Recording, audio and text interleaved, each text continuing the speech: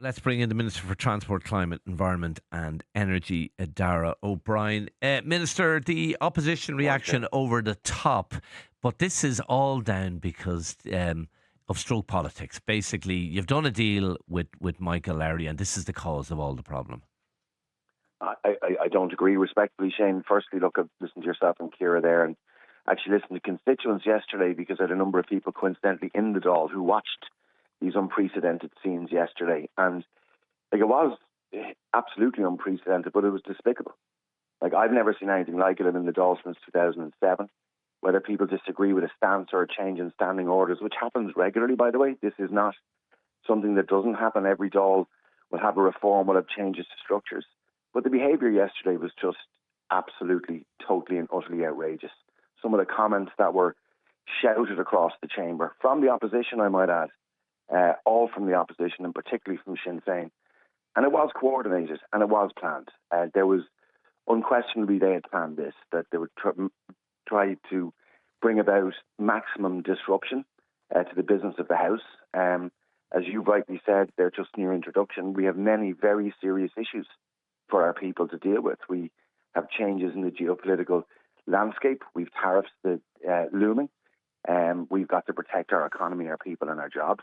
Okay. And what I saw yesterday, frankly, just as a citizen, if you leave it aside as being a TD or a minister, I was absolutely disgusted. I thought I'd seen the worst out when the Dáil came back, the day that the Taoiseach, that the election of Taoiseach was actually blocked. On day one. Look, I won't go on about it, but look, I'm just saying, I know what people were saying to me. If you can disagree, you can be respectful. There was no respect there yesterday. The opposition would say that you're not respecting the procedures of the House. Just have a listen. We'd Paul Murphy, the People Before Profit TD, on Little Earth. Have a listen to what he had to say. So the total loss of opposition time is 69.5 minutes a week. That is reductions that are made up of halving the time that is available to us to object to the order of business. Secondly, we have a reduction of 22 minutes of time in private members. And the third and most important reduction is the halving of time of Taoiseach's questions. So Taoiseach's questions is a separate session than leaders' questions. It currently happens twice a week. It goes on for 90 minutes. There's an opportunity for 6 questions to be asked. And they are halving that. So they're reducing opposition time by 69.5 minutes. And they're increasing time for the government, including Lowry, by 56 minutes. So was the Taoiseach being disingenuous yesterday when he said it's all about 8 minutes and this is ridiculous? It's actually not just about 8 minutes. It's about the opposition speaking time being reduced by almost 70 minutes. No, look, he wasn't being disingenuous. Let's be straight about it. And I listened to Paul Murphy. At least he was speaking to you in a normal tone of voice there earlier on today. If you see how he behaved yesterday, was it like he could have put those points across yesterday? But the reality of it is, there is 8 minutes on a Wednesday and 8 minutes on a Thursday, additional time for government backbenchers that never existed, not taken out of opposition time. No one disputes that. Paul Murphy might. Yes, there are changes in relation to leaders' questions. We have the most accountable Taoiseach in Europe, the most amount of face time that any opposition or indeed governments have. Any of your listeners who look into the Dáil, you will see every day the Taoiseach answering questions, leaders' questions that are there, debates, and rightly so. So I think really what this moved on, if you go back to when the original changes were proposed, the whole argument was that apparently governments were taking opposition time. Now it's been clear we're not taking opposition time, and the opposition then moved the goalpost to try and find another point of attack. The reality is, Shane, and I've had the honour of serving in the Dáil since 2007, and every Dáil comes in, there are reforms and reviews of speaking, of standing orders. A real significant one, by the way, was back in 2016, and I served in the Reform Committee myself, when we acknowledged smaller groups in the Dáil, like Paul Murphy's party and group of about 2% of the vote nationally, okay?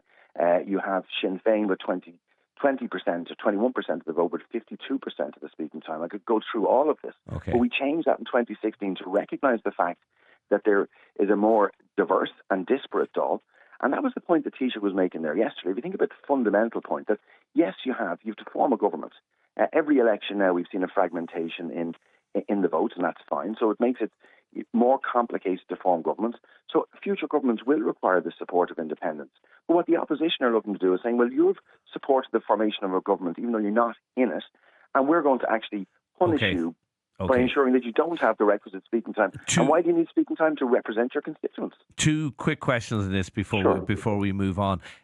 Michael Lowry appearing to raise the two fingers, the Harvey Smith as it used to be known, at a member of the opposition.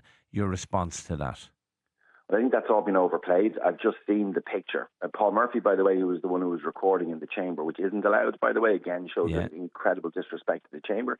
I think that's being overplayed.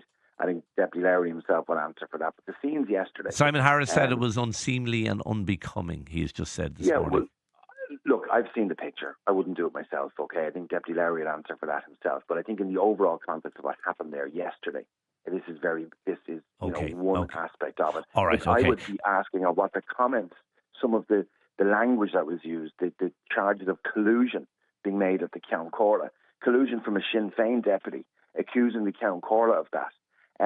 These are really serious charges. Now, Michael Lowry, I'm sure, if that was the gesture that he made, I'm sure he shouldn't have made it, and he'll answer for that himself. Do you think the opposition are now gunning for the Count Corla?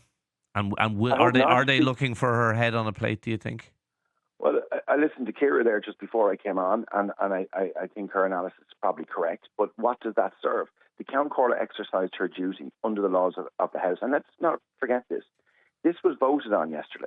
We're all elected by our constituents. So 94 to 74, a democratic vote of the party, not a slim margin, and even if it was, it wouldn't matter.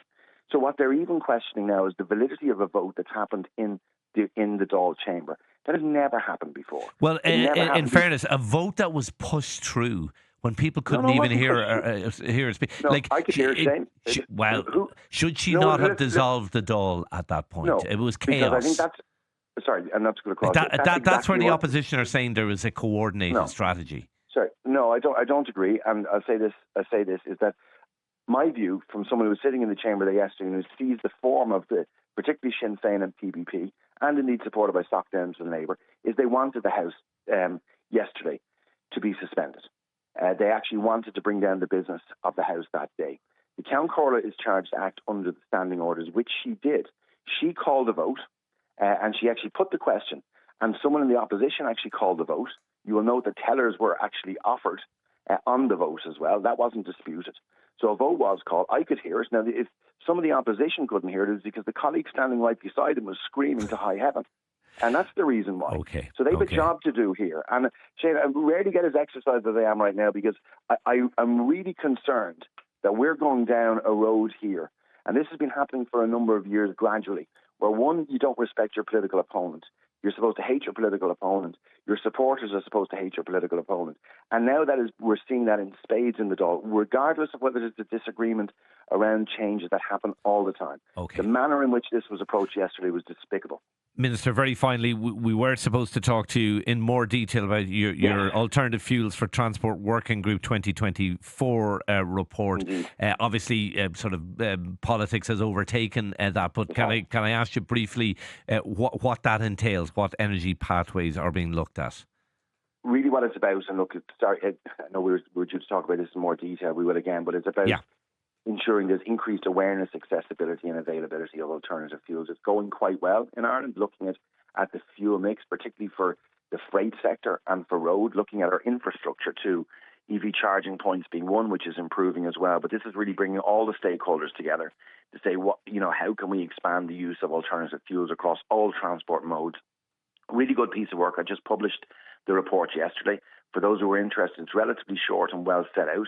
It gives recommendations of how we can actually accelerate this move, because it is a real way of assisting us in decarbonising our economy and actually meeting our climate targets in a really important sector is transport. So it's how we can shift towards a mix of fuels and alternative fuels in the transport sector. So I'd encourage people to have a read of it, and it lays out a roadmap for us to now work on these recommendations and accelerate the use of these fuels this year and for the rest of the decade. Well, look, Minister, we will definitely have you back to discuss that in more detail. Thank you indeed for talking to us this morning, the Minister for Transport, Climate, Environment and Energy, Darragh O'Brien.